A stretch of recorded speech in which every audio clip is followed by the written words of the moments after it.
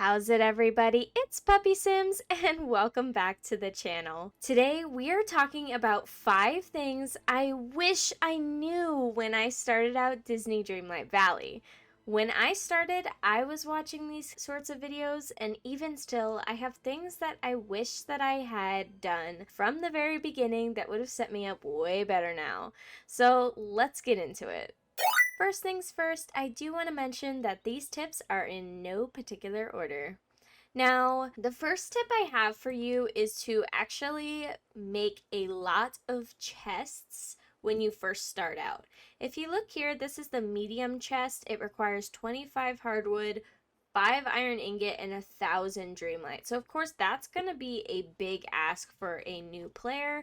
But if you look at the small chest, you just need 25 softwood and 25 stone. If I were you, I would be crafting these like crazy when you first start out. You can put them outside and just fill them up with resources as you see fit. I don't think it's necessary for you to stockpile in early game necessarily, but it does come in handy if it's organized. So definitely start prioritizing building these small chests, getting lots of those little branches, saving all your branches and stones and making them into chests so that you have somewhere to put your herbs, your veggies, your building materials, gems, etc. I even want to have one for quest items because they take up so much room in my inventory. Definitely recommend that new players focus on storage rather than building up a stockpile. Build up your storage first.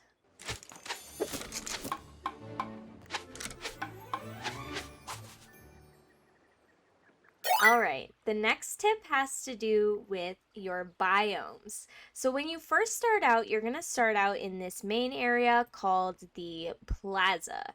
And then you'll unlock the Peaceful Meadow shortly after, and the rest is sort of... Hello? Could I talk to you? Now is really not the best time.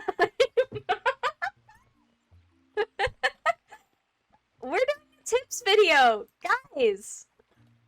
Alright, well, you should know this too as a new player. They do get in the way a little bit, the characters.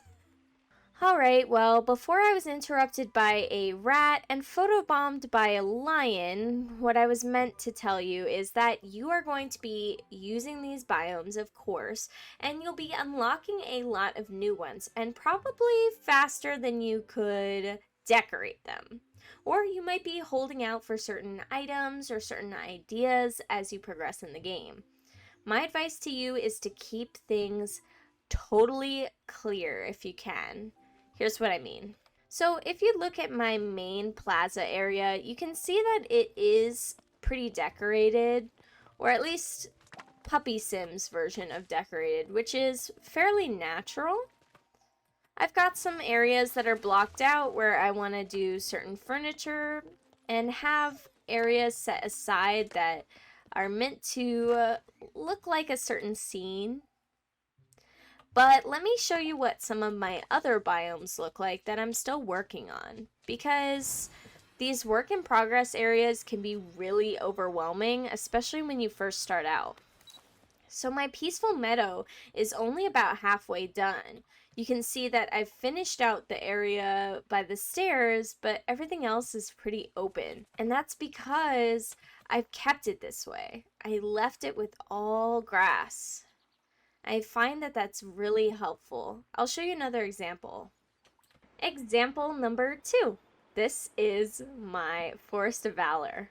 Now, I know what you're probably thinking. It's not very foresty, puppy, but I'm going to be adding back in the trees and back in all of the decor when I'm ready and when I know what I want it to look like. I think that that's super key when you first start out. Trying to organize your areas and keep areas that you are not currently working on or that you have ideas for but haven't done anything with.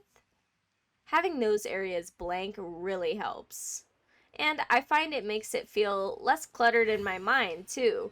I'm able to think about the possibilities because I don't have a bunch of clutter everywhere. And the game definitely spawns enough night thorns and other clutter for you to deal with, so you might as well keep it clutter free on your end.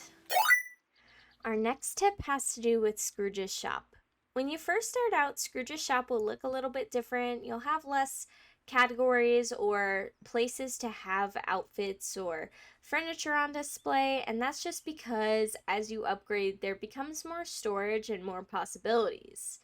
But what you should know about Scrooge's is that one, you can reset Scrooge's when you first start your game. So let's say it's a new day, you didn't play late last night, and you load into game with the intention of getting some kind of particular item.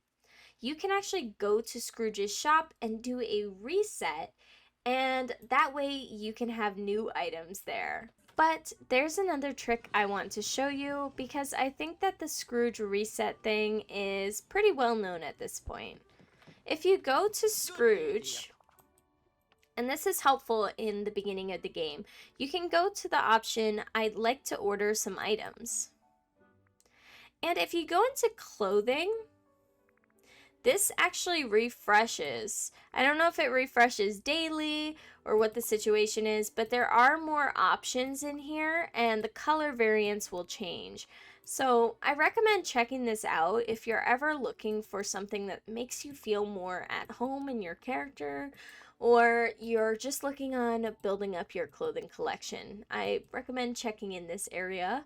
And you can also go to furniture here. I like to just click on all, and there is a ton of generic furniture inside of Scrooge's, and of course you're going to see this later on. Just to be clear, you will. But let's say you wanted to build out your house and you don't have that much as far as items go.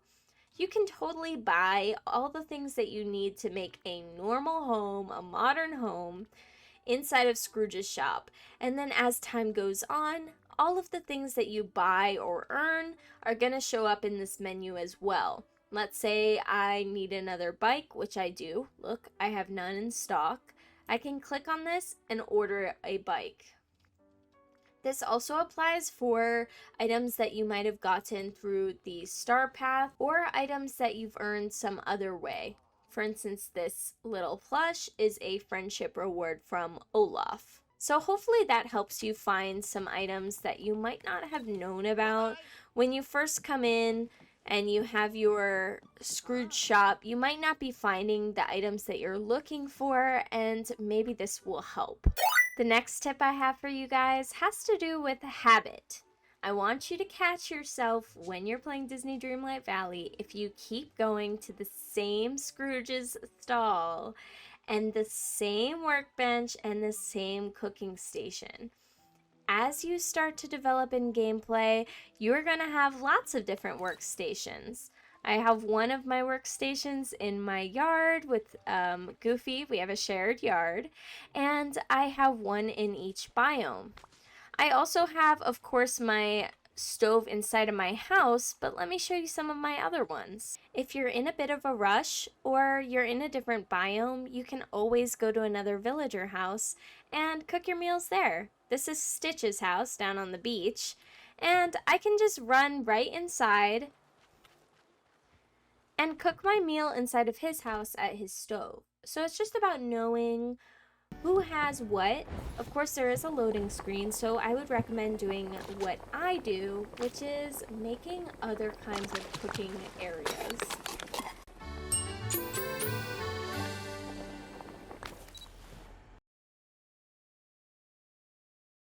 It took me a second to get over here, but this is my other example. If you look, we've got a little cooking pit back here, a campfire, if you will.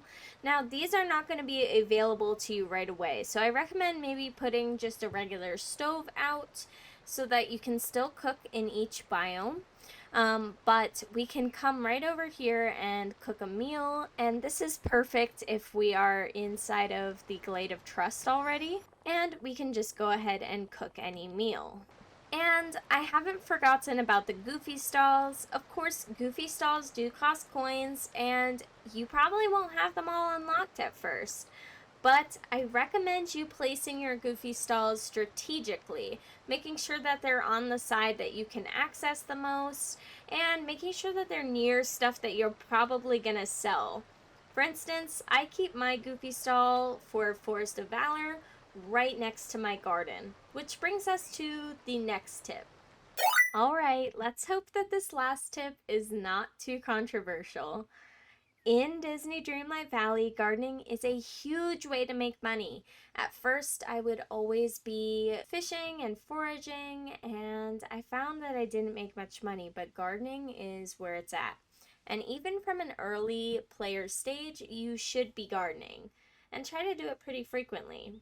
My recommendation to you is to build a nice big garden. I'm talking maybe 200 to 300 spots at least, and just use it for variety gardening. In Disney Dreamlight Valley, it doesn't matter where you plant your crops, except for timing. So just keep that in mind. If you were in a rush, let's say, to get a particular crop or product, then you should plant that product in its biome that it came from. But in this case, I'm just farming for money. So I have a nice big plot all in one space, and I use that for me selling my stuff. And if it takes a few extra minutes, I'm fine with that.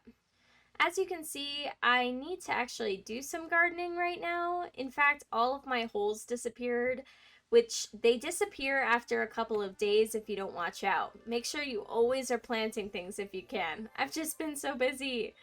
But this is my Goofy stall, and as you can see, it's right next to my crops. So when it comes time to sell, I can just walk right up to the stall and make my sales. This is so handy when we're working on gardening and need to sell the stuff.